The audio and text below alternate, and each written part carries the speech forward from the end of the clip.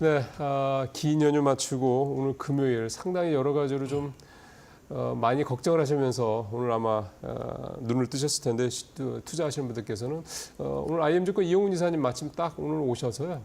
여러 가지 좀 시장 관련된 얘기들을 좀 말씀 들어볼 좀 기회가 될 것 같습니다. 이사님, 네. 오십시오. 연휴 잘 보내셨고요? 네, 잘 보냈습니다. 네.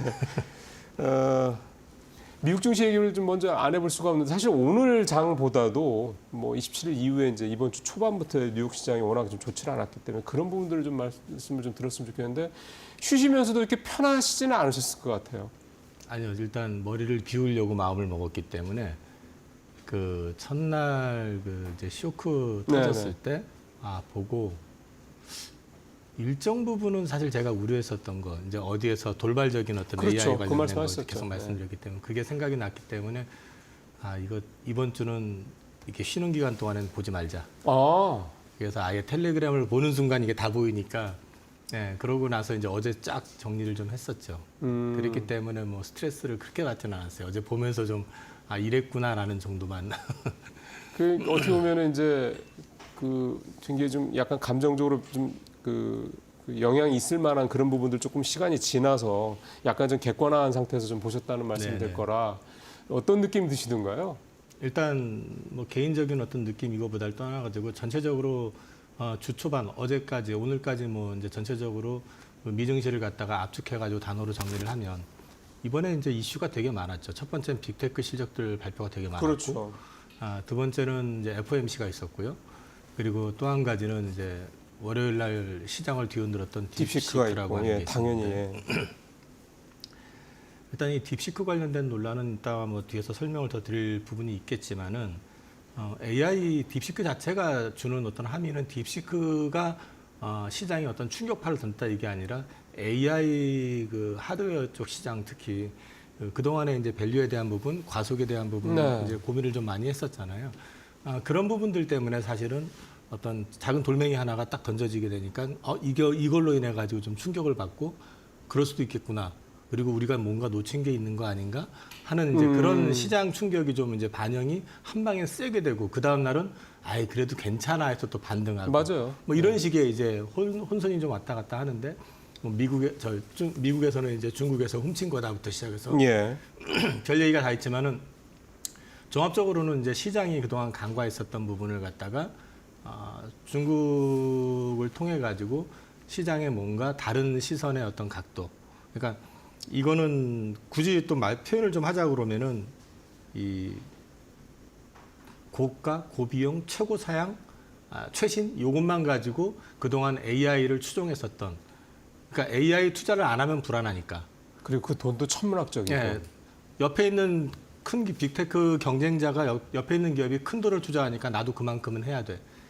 저 친구가 최고 사양을 하니까 나도 그걸 해야 돼. 그렇죠. 약간 그런 경쟁력이 있죠. 결과는 뚜렷하게 나오는 거 없이 이제 그런 투자 위주로만 갔었다 그러면 이번에는 이제 그 던진 파장 자체가 사실은 미국에 없는 압력과 구박을 받던 통제를 받던 중국이 저사양의 제품을 가지고 저걸 뭐 결과적으로 여러 노이즈가 있지만은 만들어 놨다라는 것 자체가 이제 시장에 던진 파장은 생각보다 큰 거죠. 돈으로 그냥 모든 걸 해결하려고 했었던 게 미국의 방식이라고 한다면은 그게 전부는 아닐 수 있겠구나. 그렇죠. 그리고 이제 접근 방식이 좀 새로워질 수도 있다. 이른바 발상의 전환이라고 하는 거죠. 이게 이제 시장에 어떤 충격을 줄 것이냐에 대한 부분이 이번 주 내내 좀 증시를 짓눌렀던 것 같고 관련해 가지고 빅테크 실적을 보면 빅테크들 실적은 테슬라를 제외하고는 다 어닝 괜찮게 나왔습니다. 근데 주가 흐름은 서로 달랐어요. 그렇죠. 오늘도 보면 마이크로소프트가 무려 6%가 넘게 급락을 했어요. 그 MS 같은 경우는 그 투자는 전년 대비해서 배 이상 투자를 했는데 나오는 성과 자체는 기대치만 못했다. 그렇죠. 이제 그게 시장 반응이고 메타는 어닝 자체가 서프라이즈하게 나왔고 앞으로도 계속해서 투자할 거고 이런 부분들이 또 어필이 되니까 주가 반응이 있었던 거고 테슬라 같은 경우는 가이던스 하회가 됐는데 장중엔 빠졌지만 시간으로 오르고 주가가 어쨌든 $400를 유지하는 그런 패턴이 나왔던 거는 이제 명확한 비전을 제시한 거죠. 명확한 그것도 장기 비전이 아니라 단기적인 거죠. 하반기에 로봇택시 나온다라는 거. 상용화한다. 자, 옵티머스도 올해 1차분 나오지만 내년부터는 본격적인 생산 들어간다. 글쎄요. 이런 것들이 이제 시장에 크게 반영이 되면서 테슬라는 사실 쇼크에 비해서는 주가가 생각보다 양호하게 방어가 된 거죠. 그런 것 같아요. 네. 결국은 시장 자체가 그동안 시장에 누가 얼마를 더 투자하느냐, 그 얼마를 더 투자하는 걸로 인해서 엔비디아의 그 실제 시장 성장률이 얼마 되느냐, 여기에 포커싱을 했었다면 이제부터는 투자 알겠는데 그 다음이 뭐가 있어라는 부분을 이제 보려고 하는 시선들이 나오는 거 아니냐. 그럼 결론적으로 저는 이제 시장이 그런 얘기들은 작년 말부터 있긴 했었지만 조심스럽게 하드웨어 중심에서 조금 차별화된다. 네, 그러니까 이제 그 개발을 하는 투자를 하는 회사들도 투자를 하는 게 아니라 아웃풋이 나와야 되는 거고, 네. 그 다음에 이제 이런 쪽으로 집중을 하다 보니까 엔비디아처럼 고가의 칩, 그 다음에 만능 칩 이런 쪽이 아니라 좀 저사양이라도 중국 애들 하는 거 보니까 저사양 칩에서도 가능하면 내가 칩을 만들어 가지고 내가 필요로 하는 부분을 강화시킨 칩을 만들어내야 되겠다. 이런 어떤 시선의 좀 전환 같은 게 나올 수 있다. 그렇게 놓고 봤을 때는 앞으로 시장은 하드웨어도 하드웨어지만 그거보다는 소프트웨어 쪽이나 또는 하드웨어 쪽에서도 칩도 엔비디아가 여전히 실적은 잘 나오겠지만 그쪽보다는 좀 관심은 아무래도 그 에이직 쪽이라든지 이런 쪽으로 해가지고 맞춤형 칩으로 말씀하시는 거죠? 그렇죠. 이제 소위 말해서 자체 칩을 갖고 싶어 하는 회사들이 이제 니즈들이 좀 커질 가능성이 있다. 그런 쪽으로 좀 관심을 가지지 않을까. 그런 방향으로 움직이는 것 같았고, 우리가 미장을 중심으로 보다 보니까 시장이 굉장히 혼란스럽고 어려웠는데 실제 비트코인이라든지 코인 시장 쪽의 흐름이라든지 그 다음에 유로존 주가 흐름을 놓고 보면 나쁘지 않았습니다. 예, 유럽이 많이 올랐더라고요.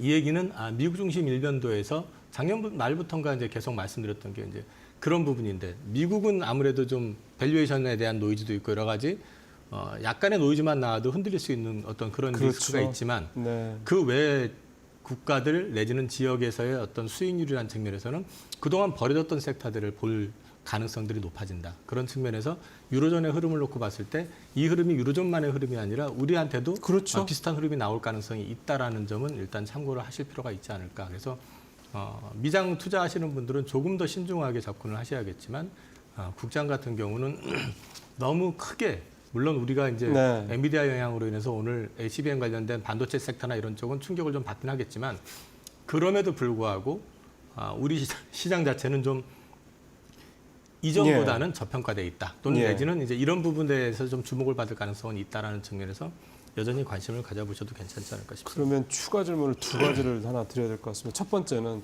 사실은 되게 그동안에는 빅테크에 대한 투자, 미국에 대한 투자, 사실은 조금 더 뭐 깊게 들어간다면 빅테크에 대한 투자죠. 되게 심플했잖아요. 저렇게 때려 넣고 당연히 쟤들이 쟤를 앞서 나갈 거고. 그러니까 어떻게 보면 우리 서학개미 분들을 비롯해서 우리 투자자분들이 투자하는 게 되게 복잡하지 않았는데 이렇게 되면 굉장히 여러 가지 함수들이 더 늘어나는 상황, 그러니까 소위 말하는 이제 요즘에 AI 그시로 따지면 매개 변수가 늘어나는 상황이 되다 보니까 이게 더 좀 불확실성이 커지는 게 아니냐. 그게 이제 좀 전에 말씀하신 미국이 좀 많이 올랐다는 부분들 뭔가 톡 건들면 이제 악재가 되겠죠. 이제는 배드 뉴스가 배드 뉴스가 될 수 있는 그런 식의 상황이 됐다라는 말씀이라는 건데, 그러면 이제 미국장에 대한 부분은 좀 비중을 좀 축소해야 될 시점인 거냐라는 질문을 먼저 좀 하나 드리고요. 저도 좀 주말 연휴 사이에 쭉 보니까 확실히 그러니까 미국 외 시장에 대한, 그게 이제 말씀하신 유럽도 되고 우리도 되고 신흥국, 그다음에 중국 이런 데에 대한 이제 투자 관점을 좀 바꿔야 된다는 얘기도 좀 많이 나오더라고요. 두 가지 질문을 한꺼번에 좀 드렸으면 좋겠는데, 첫 번째 부분은 어떻게 좀 보세요? 미국 일변도로 가신 분들이라면 조금 분산이 필요한 시점인 것 같고요, 저는요. 근데 이제 미국 주식의 비중이 낮다 그러면 아직은 그래도 미국에 대한 어떤 기대 이런 걸 완전히 접을 단계는 아닌 것 같다. 저 역시도 미국 주식 같은 경우는 제가 보는 주식 관심 있는 쪽은 여전히 좀 하락을 하면 추가 매수할 의향은 가지고 있기 때문에 그런 생각은 좀 이제 두 가지 관점에서 비중이 큰 분들은 좀 분산을 할 필요가 있지 않겠느냐. 그 이머징 쪽으로 또는 유로존 쪽이나 중국 쪽이나 뭐 한국이 또 저는 여전히 괜찮다고 보니까 이제 그런 쪽으로 분산을 할 필요가 있지 않을까 하는 생각이 있고, 그 다음에 이제 좀 비중이 적으신 분들은 그럼에도 불구하고 미국에 대한 관심은 조금 더 가져보시고 오히려 많이 빠지면 기회가 될 수도 있다라는 측면에서 접근 가능한 종목들을 좀 소팅해가지고 관심을 가져보시는. 예를 들어서 아까도 말씀드렸지만 이전부터 말씀드렸던 게 엔비디아 같은 경우는 제가 주가 자체는 더 상승할 수 있지만은 상승의 기울기 자체는 굉장히 완만해질 것이다. 그렇죠. 성장성에 네, 대한 이제 앞으로 부분이 이제 그런 있으니까. 부분들에 대한 노이즈가 이걸로 인해 가지고 시장의 어떤 보는 시선이 달라진다 그러면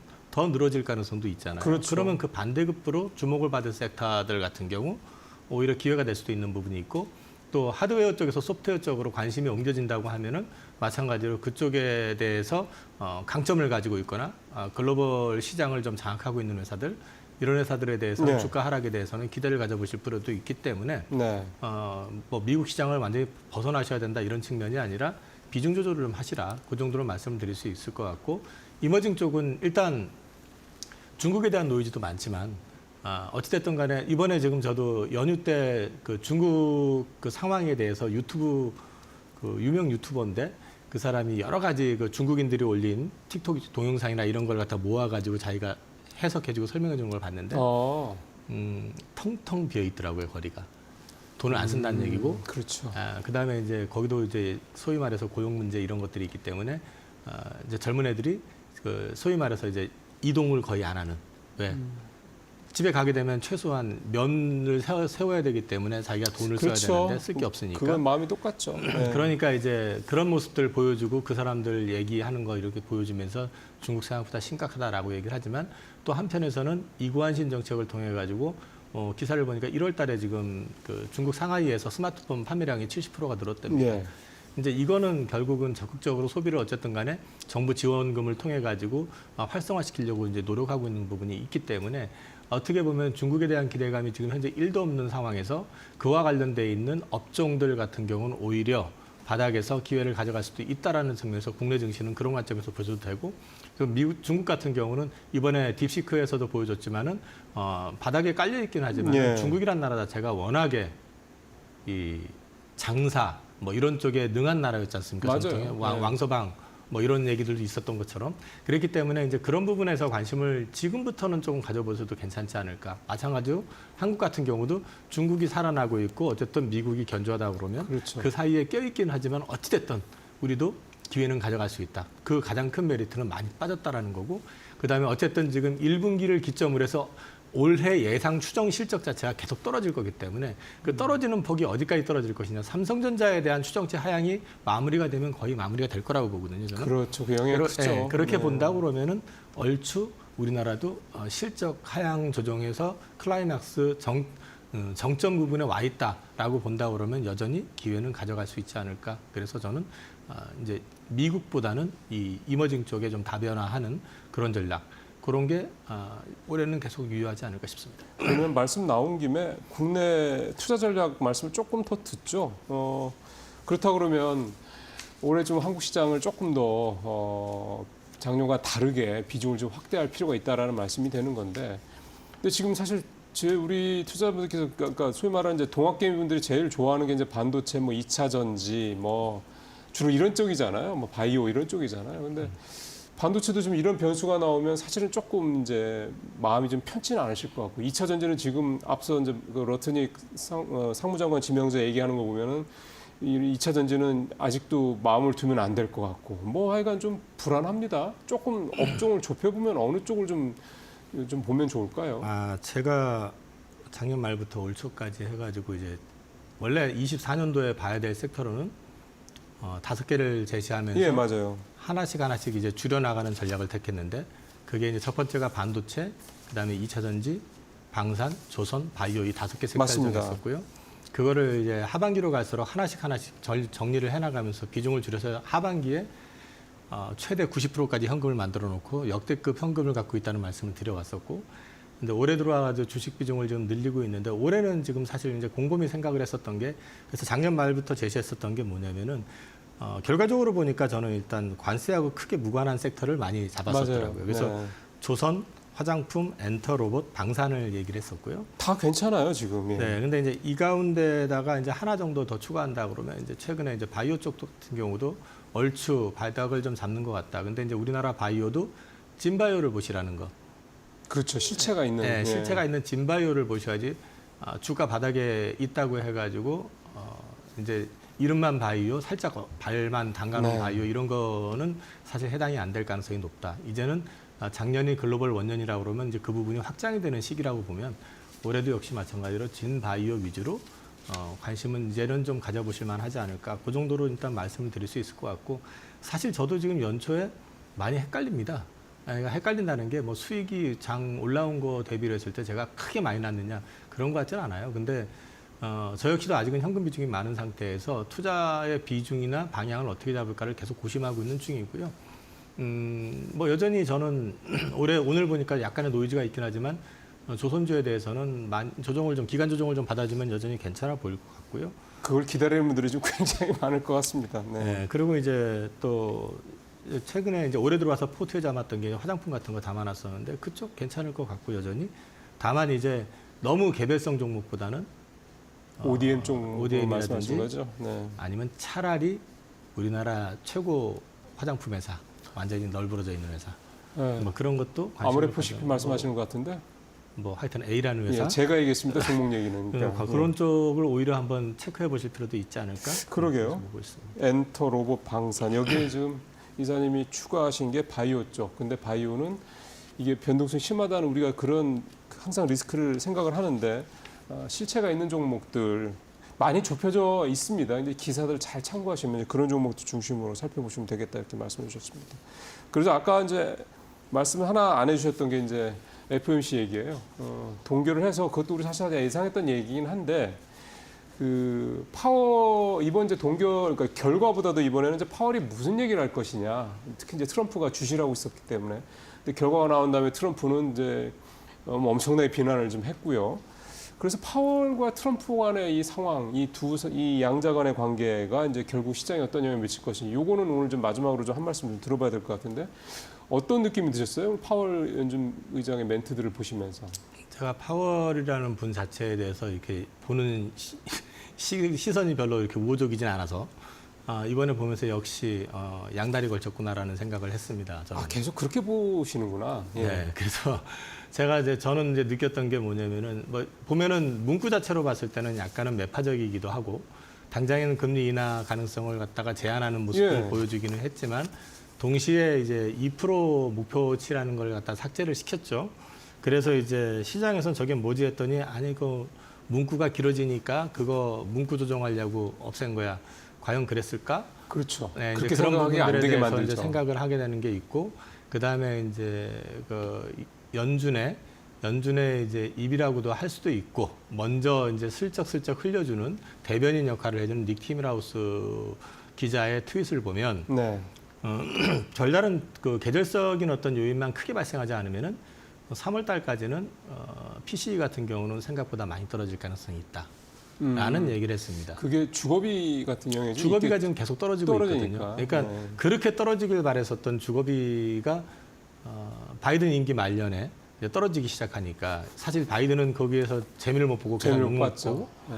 그것 때문에 금리도 인하를 못했었던 부분이 있었는데 그게 떨어지기 시작하는 데다가 오늘 살짝 지금 트럼프 노이즈가 또 한번 관세 이슈 때문에 지금 시장에 반영이 되는 분위기이긴 했는데 관세에 대해서 트럼프가 아주 공격적인 드라이브를 걸 것이냐, 여전히 위협과 타협을 위한 목적일 것이냐를 가진 노이즈가 있지만 상무장관이나 이런 사람들 입장보다는 트럼프는 자기는 좀 더 강경하다라는 뉘앙스로 얘기를 한 것도 실제로 열어봐야지 알 것 같아요. 저는 여전히 그 사람의 스타일 자체가 이게 페이크하고 뭐가 페이크고 뭐가 이제 진실인지에 대해서 정확하게 왔다 갔다 하는 사람이기 때문에 맞아요. 우리가 판단하기가 쉽지는 않지만 그런 걸 놓고 봤을 때는 일단 저는 그 유가 하락에는 분명히 진심이다. 사우디에다가도 네, 증설 안정을 그거는 놓고 대중 사우디가 이미 줄을 서는 분위기고 그다음에 계속해가지고 딕이라고 하는 이제 말을 하면서 계속 팔아, 계속 채굴 해라라는 요구를 지금 하고 있는 상황이라고 봤을 때 유가가 떨어지게 되면은 분명히 물가를 잡는 데는 우호적인 부분이 그렇죠. 있겠죠. 미국 특히 에너지 가격이 네. 부담이 크니까. 그리고 관세 노이즈가 계속 많지만은 아직까지는 시행된 건 없잖아요. 노이즈잖아요. 그리고 지금 여전히 위협이고 그런 것들을 갖다가 어떻게 활용하느냐. 그리고 일괄 관세, 보편 관세보다는 여전히 각 개별 국가별로 협상의 어떤 카드로 활용할 가능성이 높다고 봤을 때는 오늘 보니까 패드와치에서 여전히 금리 인하 가능성을 3월 달은 18% 내외, 뭐 20%가 채 안 되는 그리고 이제 5월 달 굉장히 낮게 나와 있는데 어쩌면은 저는 이건 어쩌면이라고 말씀을 드렸습니다. 파월은 이미 타협할 준비가 돼 있는 거 아니냐. 어차피 2월 달은 FOMC가 없고 그렇게 보면은 3월 FOMC를 통해 가지고 2월 달, 3월 달 지금 일단 PC를 확인을 하고 나서 어차피 FOMC를 하게 될 거기 때문에 3월 내지는 5월 전후해 가지고는 금리 인하가 나올 가능성이 높다.